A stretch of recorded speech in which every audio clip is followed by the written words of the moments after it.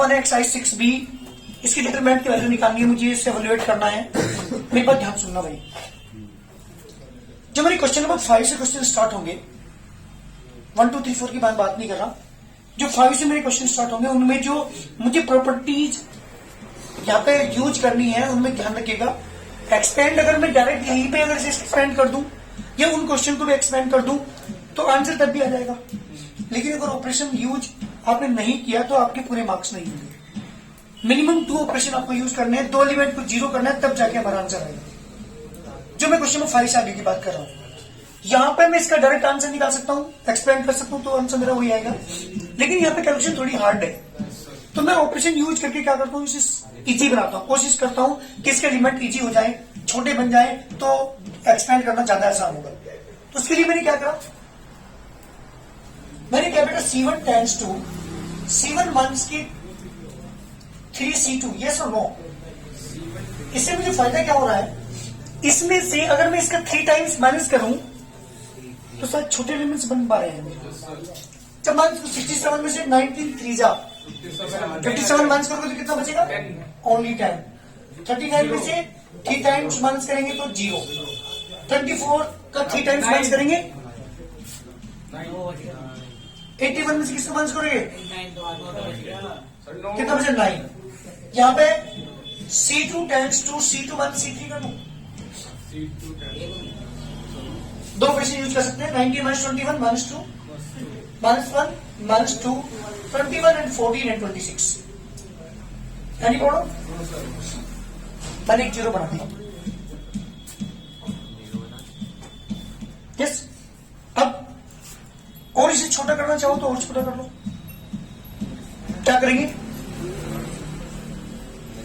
अगर मैं इसमें 2 टाइम्स माइनस कर दूं तो ये और इजी बन जाएगी। C3 tends to C3 minus twice of C1। C1 में कोई चेंज नहीं, C2 में कोई चेंज नहीं, इसमें से इसका 2 टाइम्स माइनस करो, 21 में 20 क्या 1, इसका 2 टाइम्स माइनस करेंगे 14 ही रहेगा, इसका 2 टाइम्स माइनस करेंगे 8। एनी प्रॉब्लम, कोई फर्क नहीं पड़ता, लेकिन एक बात ध्यान रखना, C1 minus C2 C2 1 C3 C3 1 C1 मत कर लेना। क्यों, क्योंकि C1 जो है कन्वर्ट होकर कुछ और हो चुका, मैं C1 इस वाले को यूज नहीं कर सकता, क्योंकि उस ऑपरेशन को यूज करने से पहले C1 कन्वर्ट हो चुका हो कहीं। अब यहाँ पे मैंने C2 पहले यूज किया है, C2 को बाद में कन्वर्ट किया, ठीक है ना, तो ये चीज कर सकते हैं, बट अब मैं C1 को यहाँ पे यूज नहीं कर सकता आगे, दोबारा उसको हाँ जी, क्योंकि वो चेंज हो चुका। ठीक है, चलिए मेरे पास ये 2 एक और 0 करना चाहूंगा, 0 कर लो। 0 कब होगा, ये वाला एलिमेंट 0 कब होगा, जब मैं R1 tends to R1 minus की ट्वाइस ऑफ R2 जब करेंगे। ऐसा वही चीज है जो आपने कहा सीखी थी एलिमेंटरी रो ट्रांसफॉर्मेशन में। एक बात ध्यान रखिएगा, वहां पे R यूज की थी, कॉलम आपने यूज नहीं किया था, क्योंकि वहां पे अगर मैं कॉलम यूज करता तो जो एलिमेंट मैंने चेंज किया वो दोबारा फिर और चेंज हो जाता, जिसे मैंने 0 या 1 बनाया वो तो कुछ और बन जाता अगर मैं कॉलम यूज कर लेता। तो वहां पे मैं कॉलम यूज नहीं करता था, यहाँ पे आप कॉलम रो कोई भी यूज कर सकते हैं, कोई प्रॉब्लम नहीं। क्लियर, हमारी कोशिश क्या रहती है, किसी 2 एलिमेंट को 0 बनाने की। अगर 2 एलिमेंट 0 बन जाएंगे तो हमारा क्वेश्चन सिंपल हो जाएगा, ठीक है ना। तो जब आप ये वाला ऑपरेशन यूज करेंगे, डेल्टा इक्वल टू, इसमें से इसके 2 टाइम्स माइनस करेंगे, क्या ही रहेगा, इसमें इसके 2 टाइम्स माइनस करेंगे 0 बन जाएगा, इसमें से 2 टाइम्स माइनस करेंगे माइनस के 27, यहाँ पे बेटा 0 माइनस के 1 एंड 14, यहाँ पे बेटा 9 माइनस के 12। Expand along R1। हमारी पूरी कोशिश रहती है किसी 2 एलिमेंट को 0 बनाया जाए। जब मैं एक्सपेंड करूंगा अलोंग R1 के तो 10 बाहर आएगा, ये रो छोड़ देंगे, कॉलम छोड़ देंगे, 8 बन जा माइनस 8 प्लस के 28, माइनस के 0 लगाएंगे, ये रो छोड़ देंगे, कॉलम छोड़ देंगे, 0 माइनस 126, हालांकि 0 बनाएगा क्योंकि बाहर 0 है, प्लस माइनस 27 जी, first row third column cancel, 0 plus 9 जी बेटा कितना आ गया तुम्हारे पास यहाँ पे 10 इंटू 20, ये 0 हो ही चुका। मंथ्स के 27 मल्टीप्लाई बाय 9 कितना आ गया 200 माइनस कितना आ गया बेटा मंथ्स के 43 इज द आंसर। ये मेरी इस एक्सपेंशन की वैल्यू है। किसी भी 3/3 ऑर्डर की मैट्रिक्स की डिटरमिनेंट की वैल्यू निकालने के लिए हमेशा एलिमेंट को शॉर्ट करने की, छोटा करने की, इजी करने की कोशिश करिए। ऑपरेशन यूज करके दो एलिमेंट को जीरो बनाइए। अगर दो एलिमेंट आपने जीरो नहीं करे, ऑपरेशन यूज नहीं किया, तो अगर डायरेक्ट एक्सपेंड करके आंसर तो आ जाएगा, कैलकुलेशन हार्ड होगी बट आपकी। और दूसरी बात, पूरे मार्क्स आपको नहीं मिलेंगे अगर आपने ऑपरेशन यूज नहीं किए तो। दो एलिमेंट जीरो बनानी पड़ेगी, तभी जाकर के आपको पूरे मार्क्स मिलेंगे। जो मेरा क्वेश्चन आता है 4 मार्क्स में, वो क्वेश्चन 5 से आगे क्वेश्चन आते हैं। ये तो शुरुआत है, केवल आपको एक्सपेंशन करना सिखाया इन 3-4 क्वेश्चनों में। कैसे एक्सपेंड करते हैं वो चीज यहाँ पे बताई गई है। करिए जल्दी। ये बेटा क्वेश्चन नंबर 2 है 29, 26, 22, 25, 31, 27, 63, 54, 46। सबसे पहला क्वेश्चन यूज किया मैंने R1 tense to R1 R2। इस रो में से इसको माइनस किया 4 मंथ्स के 5 मंथ्स के 5, 25, 31, 27, 63, 54 एंड 46। अब मुझे क्या करना है, इसके रो के कॉलम को और सॉर्ट करता हूं और छोटे एलिमेंट बनाता हूं यहाँ पे। तो R3 में से इसमें से मैंने इसका 2 टाइम्स माइनस किया। 2 टाइम्स माइनस करने से एलिमेंट छोटे हो जाएंगे और भी। तो इसमें 2 टाइम्स माइनस करेंगे यानी 50 माइनस करेंगे इसमें से तो 30, इसमें 62 माइनस करेंगे तो -8, इसमें से 54 माइनस करेंगे तो कितना बचेगा -8। ये एलिमेंट आ चुके और शॉर्ट हुए हैं और छोटे करिए।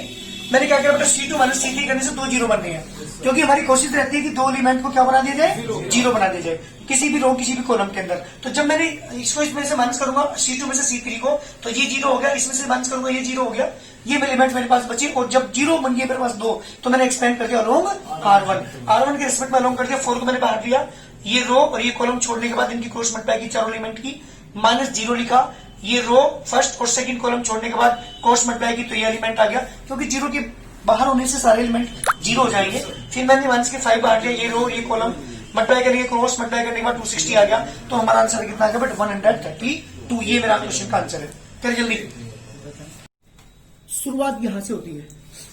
हमारी कोशिश रहती है किसी भी एक रो या किसी भी एक कॉलम के एलिमेंट को 1-1 बनाने की। अगर मैंने 1-1 बना दिया तो फिर दो एलिमेंट को जीरो बनाना होगा। यहां ऑलरेडी 1-1 बना हुआ है, मुझे यहाँ 1-1 बनाने की जरूरत नहीं है। हालांकि जितने भी क्वेश्चन इसके आगे का आएंगे उनमें मेरी कोशिश यही रहेगी सबसे पहले कि मैं उसके एक रो या किसी एक कॉलम के एलिमेंट को 1-1 बनाऊं। कोई भी ऑपरेशन यूज करो, कोशिश हमारी यही रहती है। दो कोशिश, नंबर 1 किसी एक रो या किसी एक कॉलम के एलिमेंट को 1-1 बनाया जाए, फिर दो एलिमेंट को जीरो बनाया जाए, उसके बाद एक्सपेंड करना। दो ऑपरेशन से पहले आप एक्सपेंड नहीं करेंगे, 2 जीरो जब बन जाए तभी एक्सपेंड करेंगे। बाई चांस को रेयर केस है जिसमें नहीं बन पा रही, वो बात अलग है।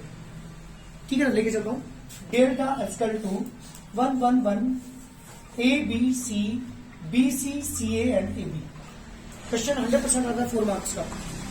क्या करा मैंने, C1 tends to C1 minus C2 and C2 tends to C2 minus C2। जब आप माइनस करेंगे, जब भी 1-1 बन जाए 2 को जीरो कर दीजिए। जीरो कब बनेगा, जब दोनों को हम माइनस कर देंगे। 1 में से 1 गया 0, A में से B गया A माइनस B, BC में से C गया BC माइनस C। जी बेटा C2 माइनस C3, 1 में से 1 गया 0, B minus C, CA minus AB, 1 C and 0, A minus B। इसमें से C कॉमन है या माइनस C कॉमन है? माइनस C अगर मैं कॉमन ले लूं तो मेरे हिसाब से A माइनस B ही बनेगा। अगर मैं प्लस C कॉमन लेता हूं, सॉरी क्या कॉमन लिया मैंने, माइनस के C, इससे A माइनस B बनेगा। इससे मुझे फायदा क्या होगा कि मैं A माइनस B कॉमन ले लूंगा, जिसमें से C बन से। याद रखिएगा जितने भी फैक्टर यहाँ पर लाने होते हैं, कोशिश करिए कि उनमें से कुछ फैक्टर कॉमन आ जाए, क्योंकि हमारे जब हम एक्सपेंड करेंगे तो हमें फैक्टर बनाने की जरूरत नहीं पड़ेगी। नहीं तो बड़ा मुश्किल हो जाएगा, बच्चे एक्सपेंड कर देते हैं फिर फैक्टर बनाना मुश्किल हो जाता है। तो कोशिश ये रहती है कि जो भी मुझे यहाँ पे प्रूव करना राइट हैंड साइड के अंदर, वो फैक्टर कॉमन आते चले जाए। जब आप इसमें से बात करते हैं 0 B माइनस के C, माइनस के A कॉमन लिया, क्या बचेगा B माइनस के C, 1 C and AB। Taken common, taken क्या कॉमन लेंगे, A माइनस के B from C1, B minus के C फ्रॉम C2। जब आप कॉमन लेंगे तो तो delta equal to A minus B बाहर आ गया, बी माइनस, जबकि मैट्रिक्स के अंदर ऐसा नहीं था। मैट्रिक्स के अंदर कॉमन ले लेते हैं तो सारे एलिमेंट में से कॉमन आता है, मल्टीप्लाई करते हैं सारे एलिमेंट में करते हैं, यहाँ ऐसा नहीं है। डिटरमिनेंट के अंदर किसी भी एक रो या किसी भी एक कॉलम से आप कोई भी एलिमेंट कॉमन ले सकते हैं, मल्टीप्लाई कर सकते हैं किसी भी एक रो में किसी भी एक कॉलम में। तो मैंने ए माइनस बी कॉमन लिया C1 में से, बी माइनस सी में कॉमन लिया मैंने C2 में से। कॉमन लेने के बाद जो एलिमेंट बचे मेरे पास वो 0 1 माइनस के C, यहाँ बेटा 0 1 माइनस A, और यहाँ बेटा 1 C एंड A। ये मेरे पास एलिमेंट बचे। Expand along now, expand along किसके बेटा R1 के स्पीड में जब आप एक्सपेंड करेंगे तो A minus B, B minus C, जी बेटा 0। क्योंकि मैं R1 के रजिस्टर में कर रहा हूं तो R1 के जो भी एलिमेंट हैं वो तीनों ब्रैकेट के बाहर आएंगे, और ब्रैकेट के बाहर आने से जो अंदर एलिमेंट आपके आएंगे ये रो और ये कॉलम खत्म करने के बाद ए बी प्लस के AC।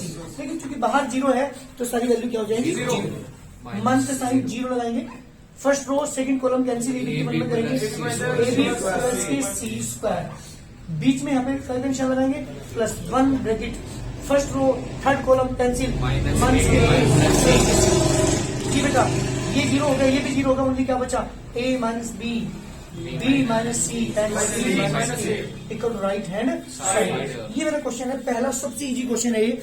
हालांकि जो आगे क्वेश्चन आएंगे वो हार्ड होंगे, यहाँ पे 1 1 बनाना बड़ा मुश्किल होगा, फिर 2 को 0 बनाना मुश्किल होगा, ऑपरेशन थोड़े हार्ड हो सकते हैं, वरना है सब में है वर्क यही है।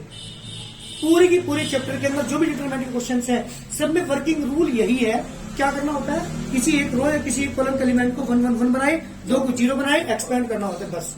ऑपरेशन कोई मैं बताऊं, मैं अलग तरीके से, वो बच्चा अलग तरीके से, ये बच्चा अलग तरीके से, जो डिटरमिनेंट क्वेश्चन होते हैं वो डिफरेंट टाइप से हो सकते हैं, आंसर सेम आएगा सबका, आंसर को same, but according to rule आपको चलना पड़ेगा।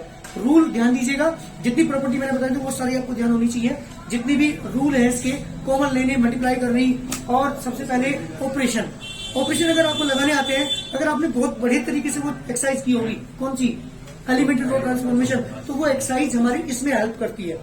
वो ऑपरेशन आपने जहां वो यूज किए थे वही जाकर वही यूज है, बस हमें देखना होता है कि हमारे एलिमेंट 1 1 1 या 0 0 बनते कैसे।